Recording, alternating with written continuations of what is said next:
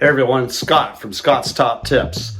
On this episode, I'm going to give you a walkthrough of my personal workstation setup. I'm going to go through the sit-stand desk, or it's also known as the adjustable desk, standing desk, but I'm going to go over the different modes and the adjustable settings there, give you some tips on how I utilize that.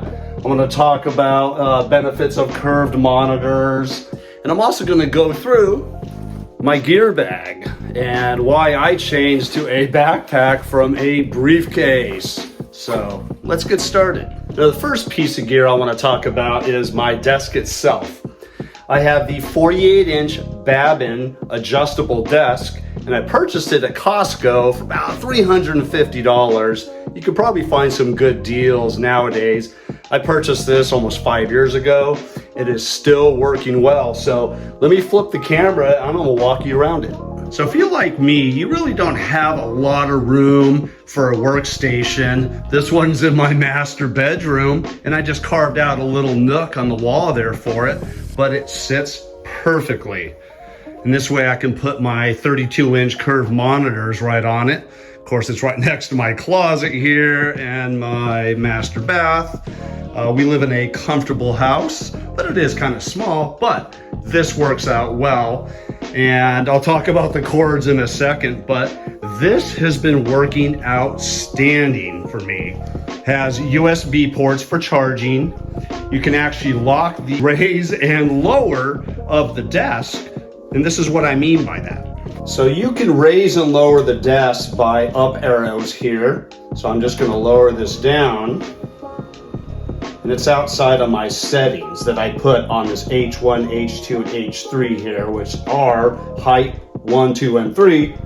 And you can select this, and it even goes down even further. And a lot of times what happens is, stop. Your elbow, or you inadvertently will hit it with your finger, and you're typing and your desk just starts lowering.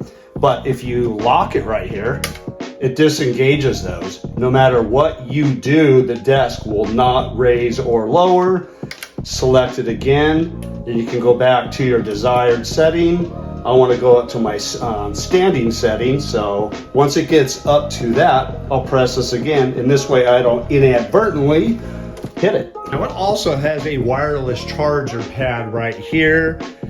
Depending on the case you have for your phone, however, this may or may not work. I got a more rugged case on my camera, which I am filming with right now, so it doesn't charge on that, but that's why I have the USB with an iPhone cable right next to it. So I just go to plan B, or my contingency, never skip a beat. So if we look inside the drawer here, various compartments. You got a main compartment here, two side ones. It allows you to keep all your gear, papers, whatever, types of thumb drives, IT type gear, cables, pens. Of course, I always keep electrical tape around. But yeah, it works actually extremely well.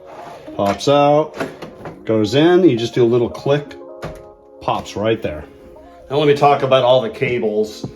I have these just dangling down because at one time I did have them all coiled up and, nice and tight. I had some bands around them, Velcro bands, because if you actually lower it and you tie everything up, when you raise the desk, it could actually hinder the raise or actually put tension on the cables down to your outlet because you don't give enough slack. So make sure you have enough slack. I am going to redo all of this, so it'll have some leeway or some give within my cables here. So just a tip. Now the desk is extremely rigid and stable. When I raise it, see, there you go, I just press that. It is working its way up to the highest level so I can slide in my chair. But it is stable based on the stands that I have here, and I just have it on carpet.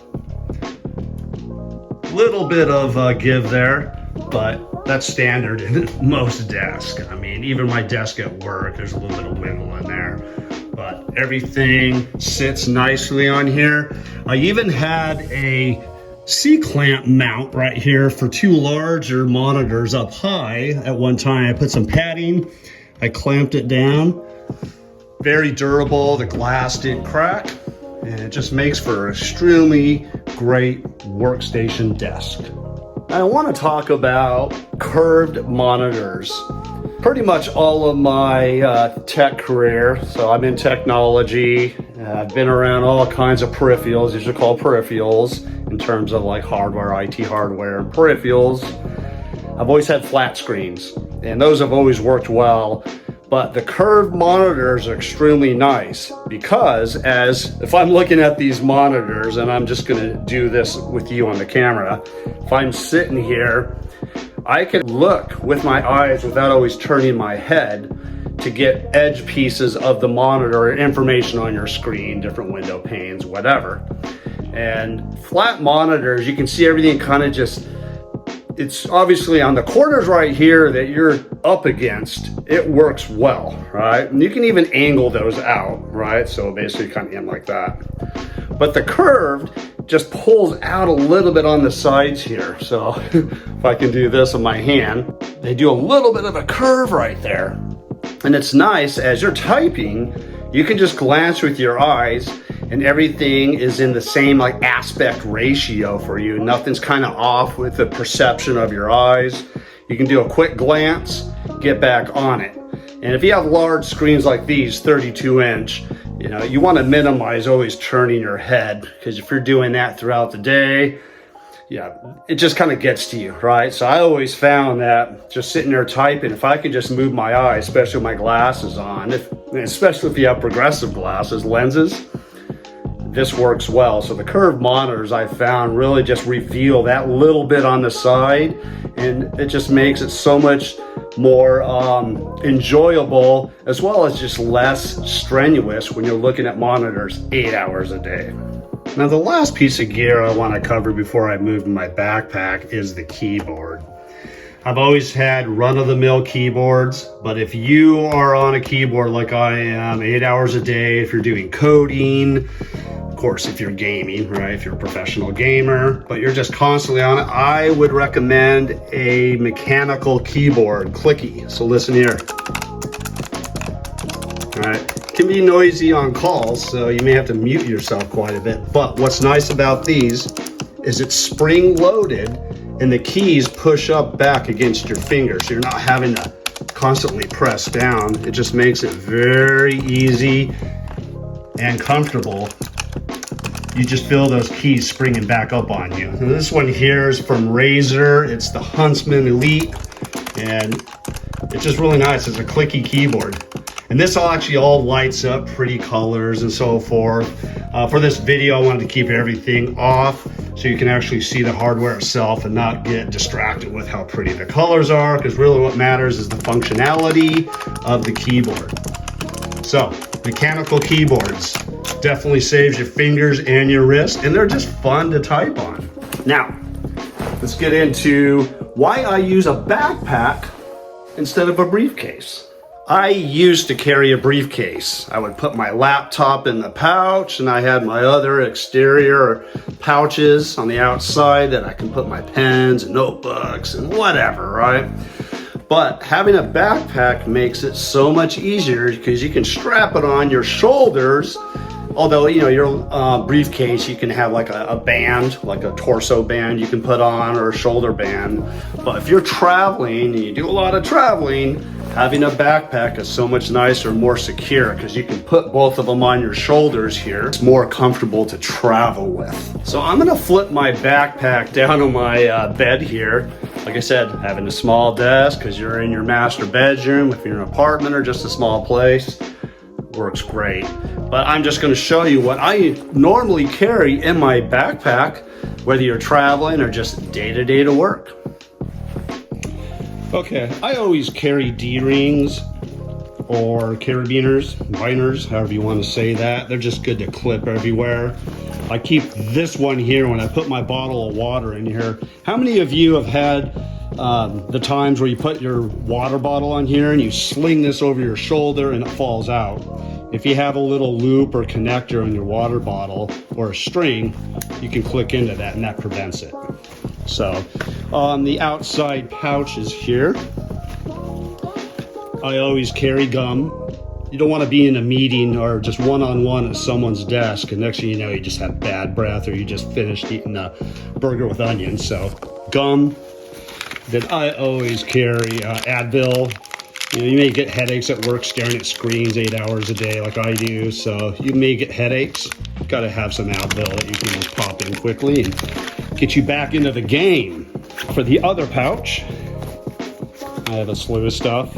I always carry a flashlight or headlamp. Like I said, I'm in technology, IT, so I'm always climbing around, you know, getting up at patch panels and, you know, switches and routers and different type of gear. I'm under desk. I need to see what stuff's connected to. Having a good, you know, flashlight, especially a headlamp, makes it so much easier. So I always keep that. I do keep OxyClean if I get any stains on my shirts. You got to always keep like a nice cologne or something. I always have a mask. This could be just a dust cover, or during the COVID era, I would always keep a mask on me. And different, you know, thumb drives. Now we're going to look into the main panel. This is all padded. I put my laptop inside there. Keeps it nice and secure. And my middle pouch here, I have another pouch that I can put connectors, cables, HDMI cables, USBs, whatever.